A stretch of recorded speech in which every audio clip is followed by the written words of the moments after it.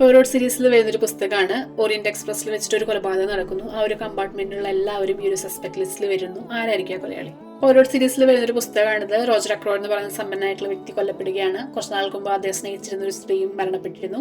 ഈ രണ്ട് കൊലപാതകങ്ങൾ തമ്മിൽ എന്താണ് ബന്ധം? ആരാണ് ഈ കൊലപാതകം ചെയ്തത്?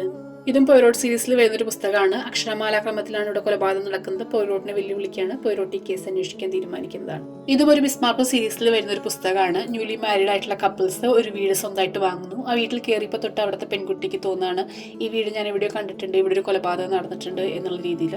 സോ അങ്ങനെയാണെങ്കിൽ ആരാണ് ആ കൊലയാളി, ആരാണ് കൊല്ലപ്പെട്ടത്, എന്തിനാണ് കൊന്നത് എന്നൊക്കെ തേടി പോകുന്ന ഒരു കഥയാണിത്. മിസ് മാർപ്പിൾ സീരീസിൽ വരുന്ന ഒരു പുസ്തകമാണിത്. ഒരു വീട്ടിലെ ലൈബ്രറിയിൽ ഒരു പെൺകുട്ടിയുടെ ഡെഡ് ബോഡി കണ്ടെത്താണ്. ആരാണ് പെൺകുട്ടി, എങ്ങനെയാണ് പെൺകുട്ടി കൊല്ലപ്പെട്ടത്, ആരാണ് കൊന്നതെന്നൊക്കെ കണ്ടെത്തുന്ന ഒരു സ്റ്റോറിയാണിത്.